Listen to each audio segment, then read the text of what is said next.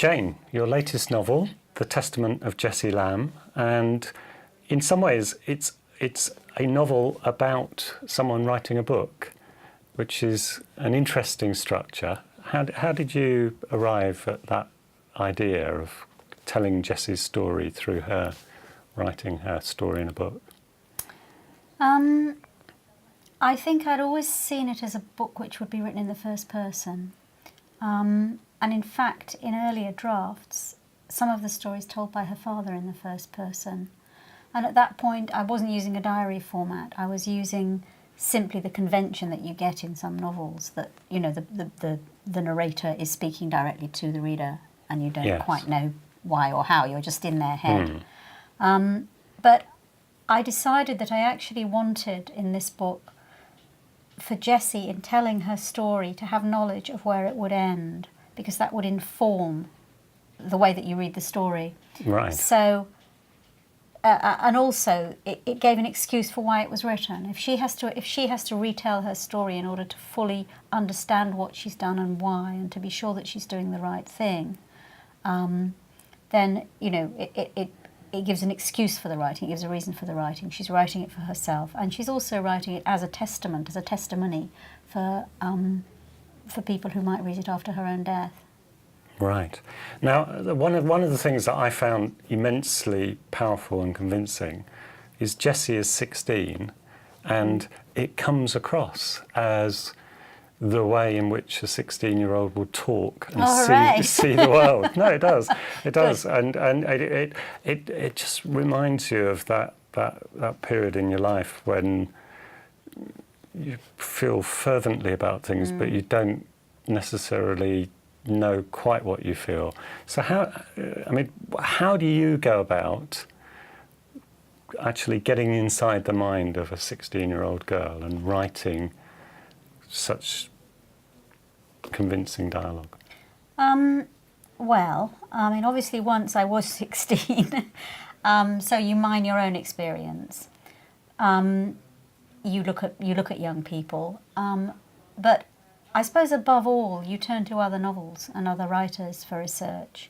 One of the big decisions I had to make, because this novel is set very slightly in the future, I had to make a decision about what kind of language to give her, because obviously if she's, you know, a northern teenager, the book's set in Ashton-under-Lyne, if she's a northern teenager, she would have, you know, particular way of talking, and also probably have quite a lot of slang and the kind of words that she would, you know, a teenager would use with their friends. And I had to decide whether to use that kind of vernacular or to strip the language out and to make it a bit more universal. And I looked at books with teenage narrators, in particular things like Vernon Godlittle, which I think is brilliant, but it is a very particular kind of language. Right. And I thought, because it is set in the future, I don't want her to be too tightly linked in by language to a specific time and place. And I started to trawl my memory for really, really convincing and impressive teenage voices in books. And I went beyond fiction, I went back to truth, to the Diary of Anne Frank. Really? Which is an amazing voice, and of course a completely authentic voice. And what's wonderful in Anne Frank is that you've got this amazing kind of irrepressible cheerfulness and curiosity in the face of absolute horror. You know, she has that quality. And so I actually really studied that book and drew on it. And the voice is to quite a large extent modelled on Anne Frank. I found that interesting because I thought you might say something about sort of listening to idiomatic teenage speak now, but actually you're going sort of a bit beneath that really, and sort of saying it may well be a long time ago, but she reflects a way of thinking. Yeah. Right. So this is your second book where a relatively young woman is the key protagonist. In Ireland, you also had a similar some similarities in the sense it turned on the relationship between a young woman and one of her parents. Where did the sort of ideas for this come from? Yeah, Jessie's younger, considerably younger than the protagonist in Ireland. And what I was interested in exploring the relationship between a child and her parents at the turning point at which the child moves from being dependent and subservient and biddable to becoming independent and assertive and self-determining.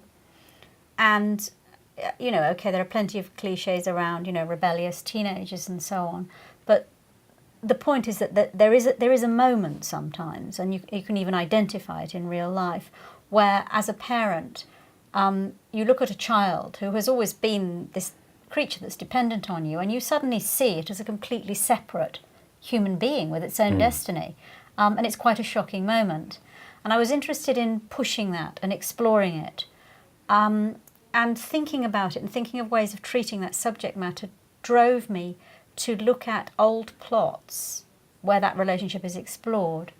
And I went back to Euripides, to Iphigenia in Aulis, and can I tell you the plot? Just very, very simply. Please. Can I tell you the plot? Because it's so perfect. Okay, Agamemnon is about to set off for Troy with the Greek fleet, and they're completely becalmed. There's not a breath of wind. So all the ships sit in port, and there's a danger that the captains and the troops will fall to fighting amongst themselves. He's desperate to get a wind to sail them over to Troy, and he asks his soothsayer, you know, what must I do? Right. How can I appease the gods? And he's told, you've got to sacrifice your daughter, and then we'll get a wind. So he summons Iphigenia, and after various other things have happened, he tells her that she's got to die. Well, she's a child, she's a teenager, she's appalled, she's distressed, why me, and so on. Her mother's furious. The parents fall to arguing. But while they're worrying and trying to find ways of not killing her, she decides that actually, if it's about her life or civil war in Greece and saving Greece's honour by getting Helen back from Troy, she will volunteer to die. Right. She will give her life. And so you get this moment where suddenly the child grows in stature compared to the parents, and the parents actually begin to seem quite petty and pathetic, and the child becomes heroic. And I thought that is exactly what I'm interested in, because that is taking that moment where a child becomes an adult and gets their own identity and purpose. And that's what I was interested in exploring in this book. And for a while, I thought I would actually use a suicide bomber as my heroine. Right. Somebody in the present who takes that choice and moves out of her parents' comfort zone and into something scary. And then I thought, if I use a suicide bomber, readers will come to it with a political head-on, and they'll think, I agree with this or I don't agree with that. And they won't read it in the way I want them to read. I want them to read it open-mindedly, looking at the decisions the child's making without seeing it as a political decision. Yes. And so I set it in the future. Yeah. But it's that moment where, from having big parents and little child, you suddenly get that big child and little parents thing happening. That's what really was the germ of the book for me. That's fantastic. I mean, personally, I can relate to that. I think anybody who's been a parent, or anyone who is a parent, and can sort of look back on their own life and look sort of at their own children and see that flux that you've just described. And so, is Jessie a hero then? Do I see her as hero. Right, yes, right. I do. But I have to say that there are a number of other readers, including my own dear mother, who thinks that she's a horrible, selfish, stupid child. Really? Really? Fascinating. That's great. Thank you very much. Thank you.